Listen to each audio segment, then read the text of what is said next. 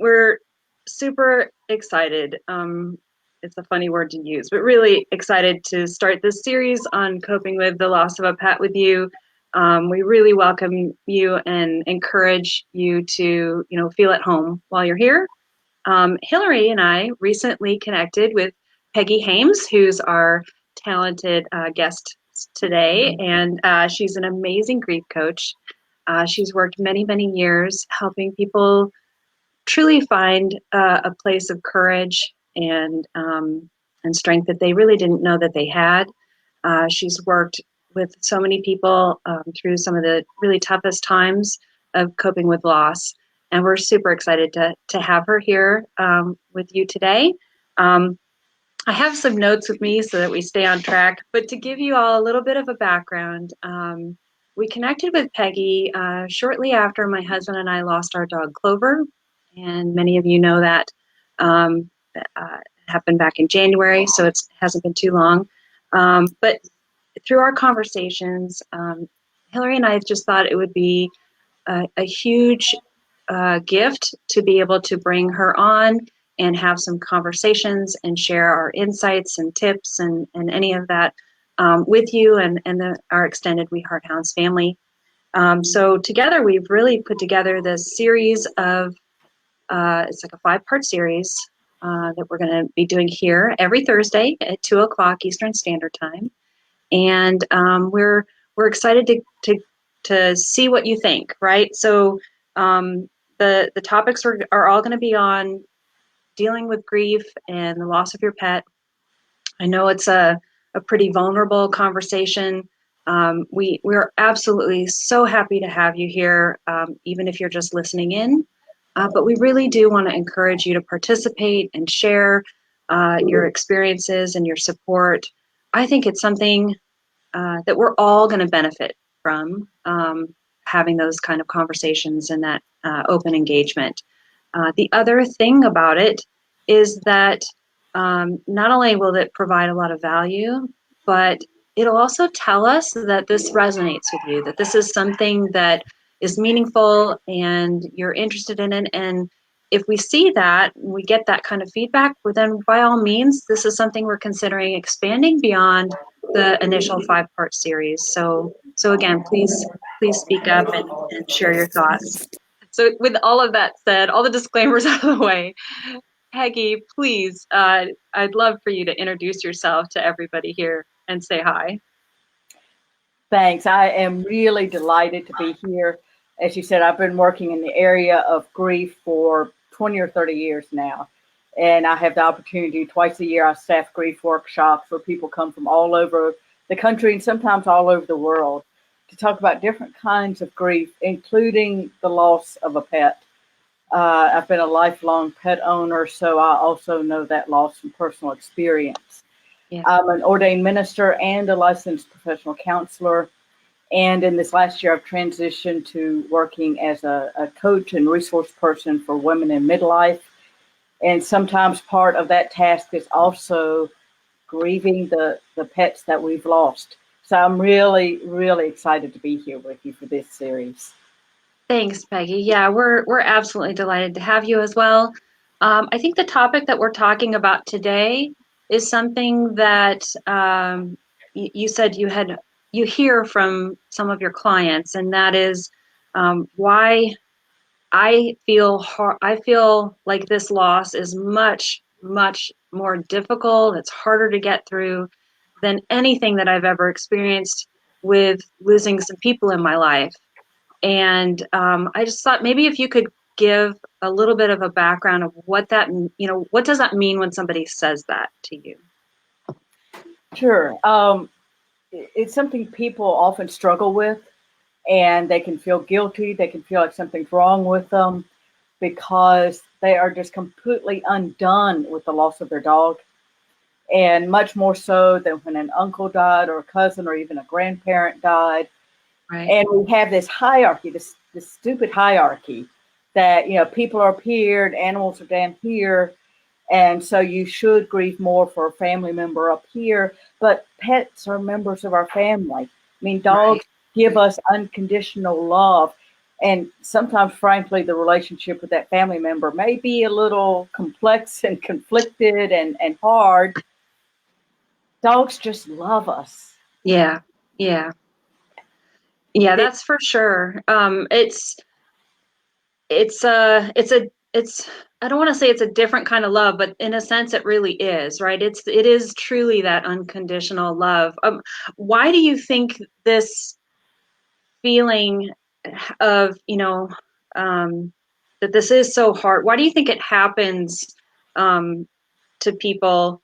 I mean, because it sounds like it's something that comes out of the blue, right? It's an unexpected feeling. So why do you think that that's such an unexpected thing?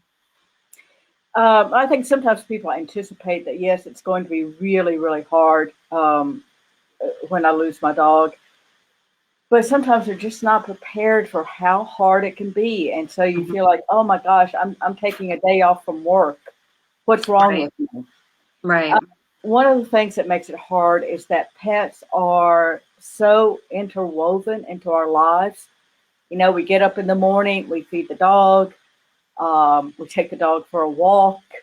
Well, just Sometimes, even so with Clover's cancer treatments, like our whole routine was designated by like when her next vet appointment was, when her next treatment was, giving her medications throughout the day. I mean, it was definitely impacted, not just by like all the happy moments and all the good stuff, but even just the other routines that need to take place throughout the day, right? So beyond feeding and walking and everything, it really does impact your life in a much bigger way. When you're going through it, it doesn't feel like that, right? It feels like second nature. You don't even question it. You're going to do whatever you can. But when that all of a sudden stops, it's like this hole, this gap in your life, in your routine and everything. It's very different. well, and it's similar really to any kind of human caregiver Mm-hmm. for humans, that if you've been responsible for taking care of somebody, then that's been like your number one job and priority. And when they're gone, there is that hole left. Yeah. If you have a sick dog, if you have a special needs dog, Oh, right. um, you know, you may have. I know people who like ordered their social situation around the dog because the dog had such high separation anxiety. Yeah. Right. And then Right. all of a sudden you don't have to worry about that. Yeah. Yeah. But I think one of the biggest things is, you know, for a lot of us, our dogs greet us at the door when we Mm-hmm. come in. Whether, you know, we've been gone all day or we've been gone 5 minutes, they greet us like we're the most wonderful people in the world, and they're so relieved that we're back. And it's not many places in life where we get that kind of overjoyed greeting every single time we walk in the door. Right. Right. So we Yeah. open the door once they're gone. We open the door and it's kind of empty. Mm-hmm. Yeah. Is this something that you hear from a lot of people that you talk to this particular, like the struggle of, why do I feel like, why is this so much harder than some of the people in my life? Is that something that you hear often? I'm just curious if there's You know, it's really hard to kind of quantify it. I hear it as a consistent theme. yeah. And I think some people are just embarrassed about it, so they don't even talk about it. Yeah. Yeah. That makes Yeah. sense. They're just embarrassed. It's like, oh my gosh, I've got to make up an illness so people won't know that I took a day off from work because my dog died, because they're going to think I'm weird. Yeah. Yeah. Yeah. So that I kind mean, of leads go me in ahead. a little bit to like some of the myths around this grief, like the possibly shame or things that are like, that's just a myth about this type of grieving. And are there any what are some of the common ones that happen with this grief? One of the big ones is I shouldn't be feeling this way, which I find that talking about should along with feelings is never really very helpful, because our feelings just are. You know, Yeah. we Right. don't have control over what feelings come up. All we have control over is what we do with them. Right, So, right. I hear people shaming them for their feelings. And sometimes it's, why am I so broken up about the death of this dog? Sometimes, if it's been a really difficult situation with the dog, they may feel guilty because there's this little bit of relief too. They miss the dog, but gosh, it's a relief not to have to deal with the house being destroyed every time we have a thunderstorm. Yeah.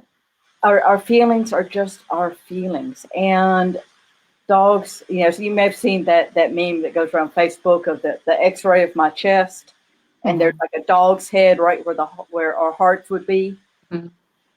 We make really deep heart connections. So grief is just the pain, the natural pain, normal pain that comes when we lose someone with whom we've had that heart connection, be they two-legged or four-legged. Right. So basically what you're saying, just to kind of recap, that um, for those that feel like they shouldn't be feeling this way, that it really is okay to have these feelings, that that this is a difficult, even more difficult grieving process than maybe someone has had with a person. I'm just curious. I just want to take a temperature in the room. Hi, Lisa. Thank you so much for listening in. No worries. I know you're at work. We're so happy to have you here. But has anybody who's listening right now, or if you're going to be listening to the replay, please let us know. Has this been something that this myth of feeling that I shouldn't be feeling this way, that maybe I should, be feeling that this is easier than it is? Just type me in the comments. I'd just be curious to hear if that's something that really resonates with you, if that's a feeling that you've had. And while folks are doing that, and maybe we can kind of go on to any other myths that there might be. There've got to be other things, that inaccuracies, right, that people are feeling Sure. about this.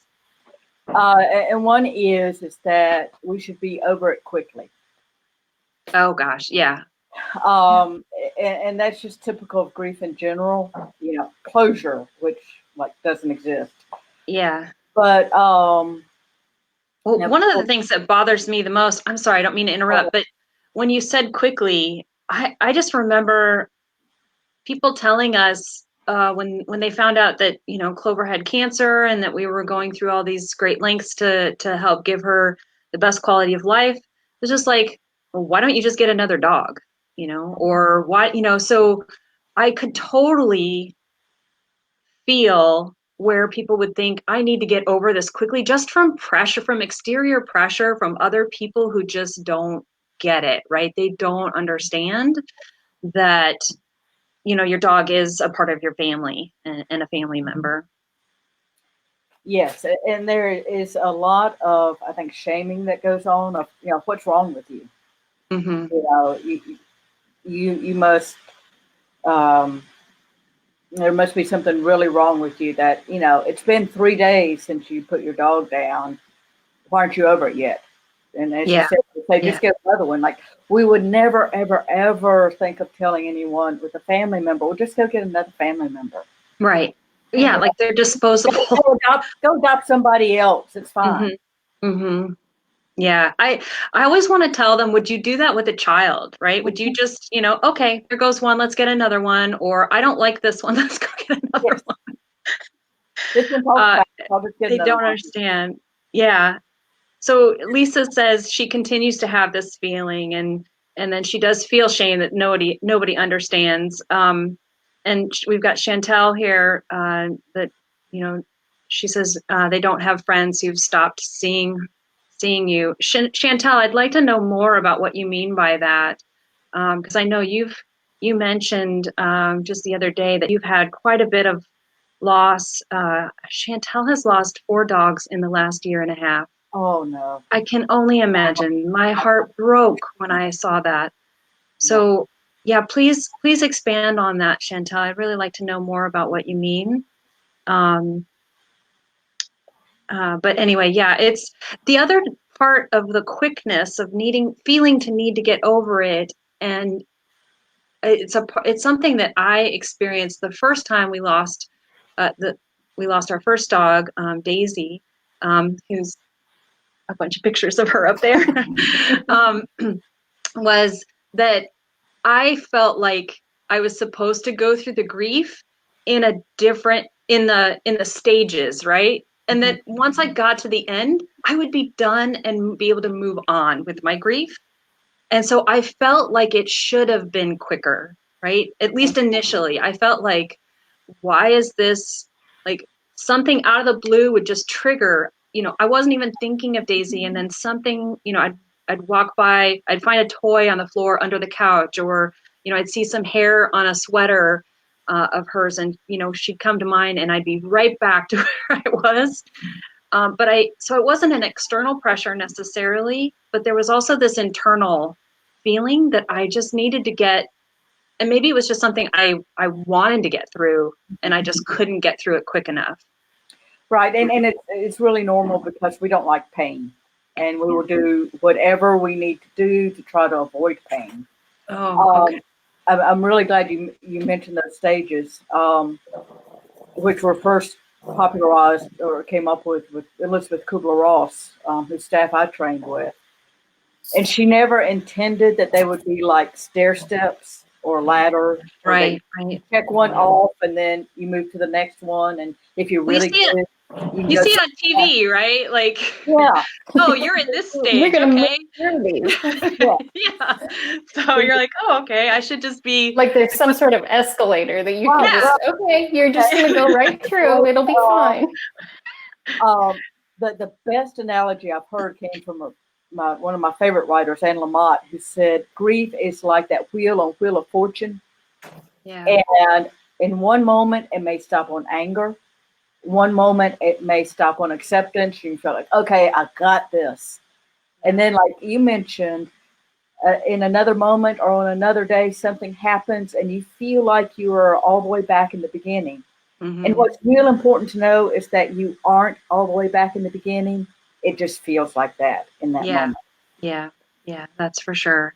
So Chantel, thank you so much for your clarification. So she's saying that her friends don't visit her anymore because she's always crying. Mm-hmm. So that's got to be a huge loss of support. I'm sure they feel uncomfortable, or maybe they don't know what to say.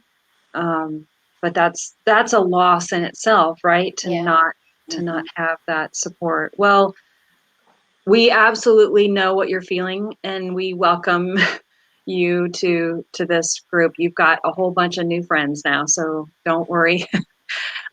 We'll be here for you. And then Christine stopped in, and she's just saying hi. So hi, Christine. I'm so glad to have you here. She lost her dog Daisy not too long ago as well, and so we're so glad you're here. Is there anything else? Is there another untruth that perhaps we haven't talked about yet? First, for those of you who are just joining in, today's topic is why it feels harder to lose your dog than it would a person in your life, right? Why that feeling is so difficult, or why you're feeling so difficult, and all the feelings around that, right? And how you might be feeling like you shouldn't feel this way, which is completely untrue. It's a normal feeling. And then the last thing we just kind of completed was that you should be getting over it quicker, right? Either pressure from other people or internal pressure to get over this quickly. So just to kind of talk a little bit more about, is there any other kind of untruth around this feeling of how difficult this is to get over versus the loss of a person? Right. I think one of the expectations we have is that grief is like self-contained boxes. Okay. And so there's this one box of grief for this loss and one box of grief for this loss, and they never intermingle. And I will say that one of the things that's hard when you lose multiple dogs in a pretty short time is you never have a chance to really grieve one before you've lost another one. And so this piles on top of each other. So grief is really like links in a chain. And we can a grief in present day may link back to an earlier grief. Now, one of the ways this happens with dogs is if you've lost a husband, a wife, a child, and that dog belonged to them. For example, I have a friend whose husband died, and then when she had to put down his dog, it was like losing him all over again. Yeah, yeah. Because that was the last living connection she had with him. So you may experience that grief all over again. Right. Or it may be that you get in touch with grief from an earlier time in your life when you didn't have any support for grieving. When we don't have a chance to really grieve something, it doesn't go away. Those feelings go away. They just go underground. Right. So look for an opening, like a loss in present time, that allows them to come out.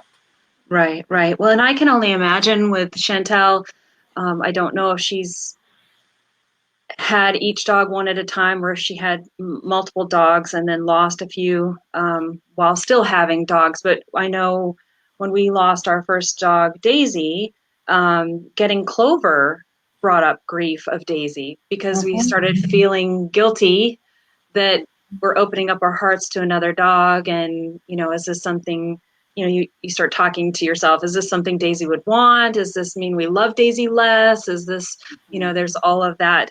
And so you still kind of, and then every time we saw Clover, she looked so much like a miniature Daisy that we, just even looking at your new dog, so it's not even, it's amazing how complex, I guess, is what I'm trying to say. It's not just losing the dog, but even getting another dog can bring up that grief again. So there is that interconnectedness. And Stacy, thank you for joining us. Hi. She was saying something similar to what you were just saying, Peggy, and that is that she says she lost her first beagle that she and her husband got when they were together. It was the first puppy together. And they lost him 7 years ago, and she still thinks about him every day. And so let's see, she writes again, and she says she still feels like she failed him and not finding the cancer soon enough, and that she's never really gotten over that grief. And I'm sure that guilt and everything that surrounds that as well. And I would, I'm glad you mentioned that. And I would like to just bookmark that for us to come back to. Sure. Another session, because I think it's a really important topic of forgiving ourselves. Right, right. I think that's actually going to be something we're talking about in our next session. So, again, we have a number of topics on the docket. The next one is on guilt, and I think that's such a huge topic, a huge complex topic that we really wanted to save it within itself, within its own show. So, Stacy, we definitely feel for you, and please know that we're here for you, and that it's okay to not get over the grief, right? It's okay to still be going through all of this. Hi, Hillary. Glad to have you back. But we'll definitely, if you tune in the next session with Peggy, Stacy, we'll definitely cover this in a little bit more detail, right? Is there anything more you'd like to say about that, Peggy? Yes, and I think Stacy also touched on something that makes a difference is sometimes our dogs share really important points in our lives. Mm-hmm. A friend whose dog was with her when she was single, went through the whole date, meeting a future husband, dating, getting married, having her kids. So the dog shared all of those big life markers with her. Oh, and, sure. It was saying goodbye to someone who had been such an important part of those important times in life. Mm-hmm. Mm-hmm. Exactly. So I guess that leads us to what are the things to get over these hurdles, right? What are the things that we can do that's not going to wipe the slate clean, but that will help the healing process begin? Well, and I think one of the things is to pay attention to how we talk about it. and to not create the expectation that we're going to get over it. Yeah. Yeah. There's a great line from Anderson Cooper, the journalist, and his brother died. And he said, closure is a word used by people who have never experienced a loss. Yeah. So it's about how we get through it and create our lives on the other side of it. Right. One of the best things in the world is journaling. Okay. And Sure. it's not, you don't have to write in it every day like a diary, but Right. you can write a letter to your dog. You can Right. write down your memories of your dog. You know, how did you come up with the name? How did you get this dog? What were their quirks? You know, because they all have their personalities. What was this dog's personality? Right. Right. And just as you remember and think about those things, to write them down. Something happens in our brains when we write something by hand, something transformative. So journaling is a really great outlet that you can just use as you need it. Right. Right. One of the things I found, which was very different than what I would have expected I would do, but when we lost our first dog, Daisy, she died of old age, and she lived a very happy, spoiled 16 and a half years of life. I would have, if I could come back as her one day, I would love to do it. And because we pampered her to no end. But when she died, it wasn't a fairy tale ending. It was a tough last few hours, and I thought for sure I was going to want to not erase, but I wouldn't want to look at pictures. I wouldn't want to, I don't want to erase the memory, but it was too painful. I was thinking it was going to be too painful to be reminded of her. And what I ended up doing instead was going through photo albums and pulling out as many happy moments as I possibly could so that I could focus on those times and not her last final hours, right? So that really helped me kind of remember all the joy and love and unconditional love and all that good stuff that I had with her, that my husband and I had with her, and it was surprisingly healing to be able to do something like that as well. I think in doing that, you're kind of giving yourself permission to grieve, right? Yes. That it's okay. Yeah, and that's key, because again, as we're talking about at the beginning, that we get these messages that it's not okay to grieve, or you're being silly or stupid or whatever, or overly dramatic. Right. How can you not grieve? So you do what you need to do, and that's Right. going to look different for different people. Don't measure yourself by somebody else's experience. Right. You have to Right. do it your way, and what was perfect and wonderful for somebody else may not have a lot of meaning for you. So you may need to do it a different way. Right. Now I've heard somebody say you write a letter to your dog. What is that all like? How does that? I had never heard that before. What is that all about? This is one of my favorite tools that I use with my clients. And it's a great technique for all kinds of situations, like if you need to confront somebody, but either they're dead or it's not safe for you to confront them, you'll get fired or whatever. Right. Something about when we get it down on paper, our brains think, okay, it's taken care of. We don't have to keep replaying it in our heads. So to write a letter to your dog, it's just like you would if you were talking to them. Right. Right. Hey, Skippy, I really miss you. And then you talk about what you miss, or just whatever you would say if you could have that dog sitting right in front of you right now. Right. What would you say to them? Right. And this is not an English essay. You don't have to have orderly paragraphs, and you can jump from one thing to another, and you can cry all over it, and you can write really big if you get angry. Yeah. It doesn't matter. This is just for you. So you just kind of stream of consciousness, just write whatever comes. It sounds like that would be something, not to pick on you, Chantel, but it sounds like because you've had so much loss in such a short period of time that maybe just acknowledging each dog, right? Writing a letter to each dog. It sounds like that would really be a helpful thing to do, because then you can then focus your energy and your love and the sorrow and everything else that's in between, on that, and make it that a special moment between the two of you.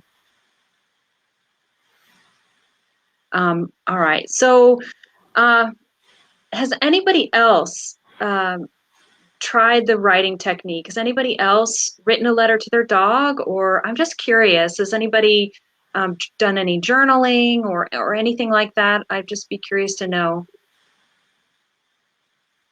All right. Go ahead, Peggy.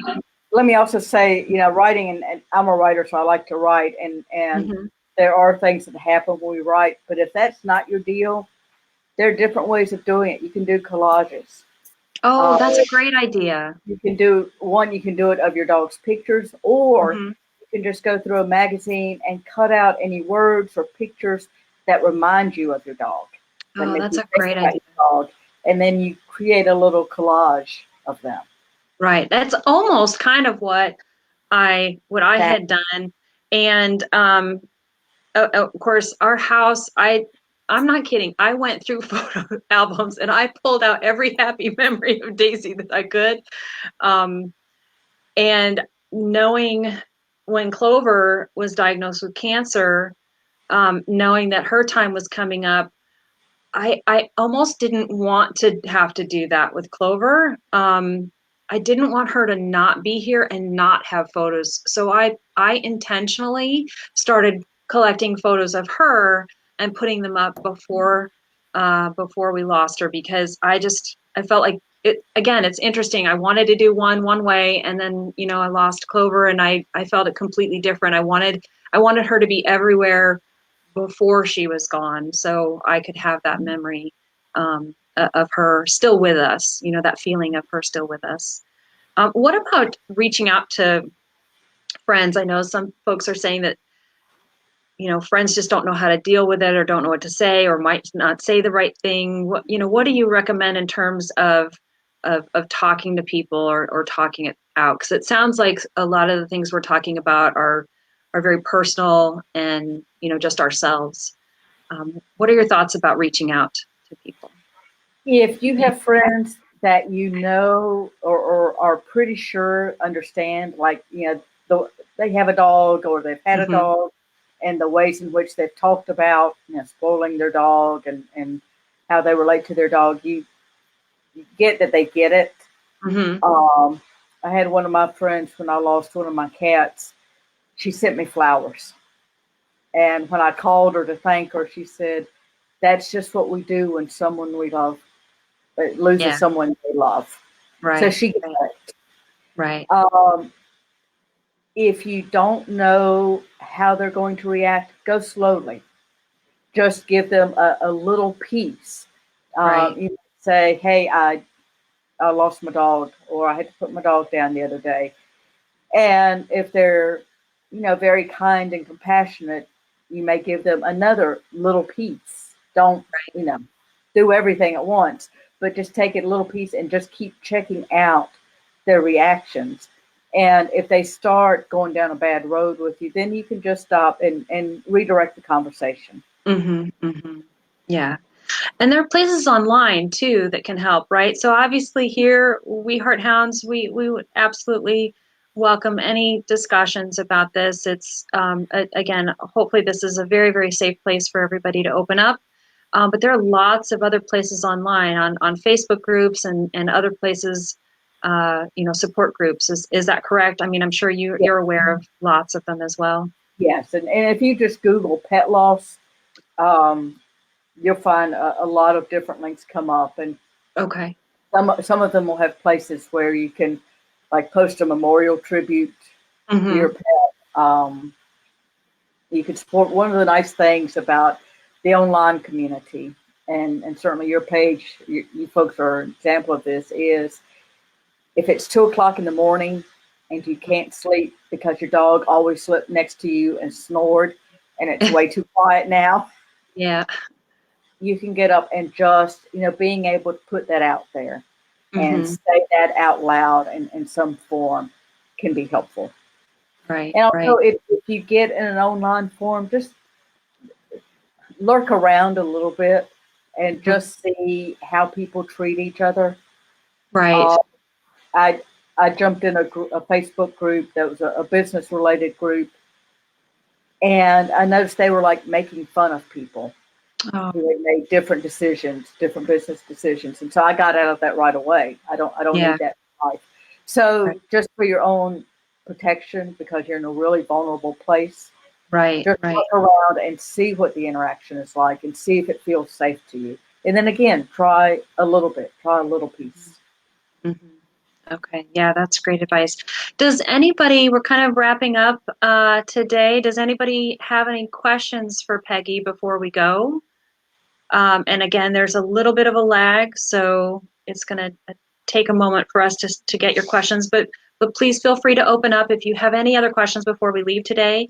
And while those questions are coming in, I guess I just wanted to turn it over to you one last time, Peggy. Is there any other final remarks that you'd like to say or closing thoughts that you have on this feeling of it hurts so much. It is so much harder for me to go through this loss than the loss of a person. That's kind of the topic of discussion today. So on that, what your closing remarks or thoughts might be on that for anybody that's listening.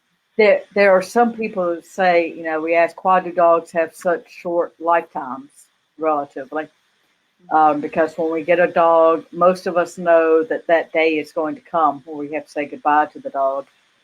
And there's some traditions that will talk about they come because part of their mission in our lives is to help teach us how to grieve, so that when we lose people in our lives, it won't be unfamiliar to us, that we'll already walked that path and understood a little bit about it. So I say that to say, again, whatever you're feeling, it's a natural feeling. Mm-hmm. And if you're really in the weeds and it's just really hard to function in your life, reach out to a professional and just Right. get someone you can talk to a little bit to help you just get over that hump. Right. But if you're feeling sad, that's what grief is. Right. Right. And that it's okay, and that there are so many of us that truly understand, right? That you're not Right. alone. I think Right. one of the things Absolutely. about grief is that you feel so lonely. Yeah. I will say, I'm a professional in this area, and I've taught it, and I've worked with people for decades. And as you know, I have a 14-year-old dog who has leukemia, has been going for about Hopefully. 18 months now. Oakley, Yeah. my first dog. And I know, I absolutely know when that day comes, I will be a puddle. I Mm-hmm. just know that. Mm-hmm. And I know that's also completely natural and normal, and it's just going to be where I am. Yeah. Yeah. That's great.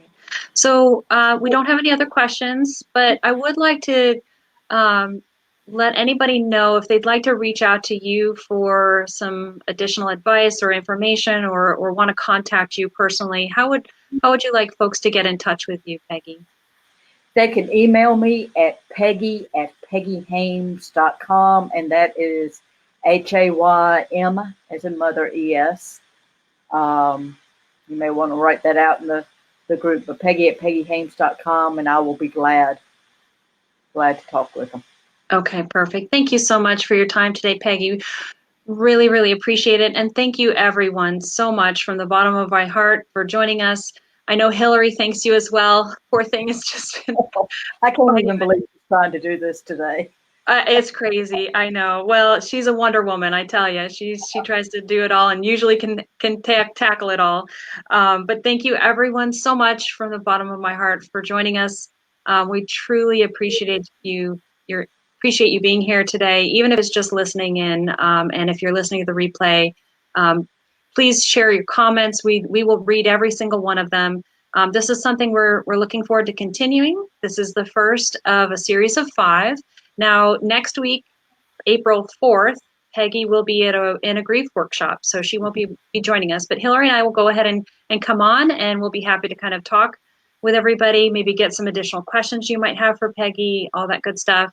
So April 4th, next Thursday, 2 p.m. Eastern Standard Time, Hillary and I will be here. And then the following Thursday, April 11th, same time, 2 p.m. Eastern Standard on Thursday, Peggy will be back. And our topic, as I mentioned before, will be on the guilt that we feel. And oh my goodness, that might be a 3-hour session. That one's a doozy. That's a biggie. Yeah, so we wanted to hold that one off. We didn't want to start there, but it is important enough that we wanted to talk about it up front in the series that we're doing. So thank you again, each and every one of you. I hope you're feeling some healing love and support from across the miles from all of us here. And we look forward to seeing you again and having you back next week. Thanks, everybody. Thank you, Peggy. Have a great day. Take care. Bye-bye.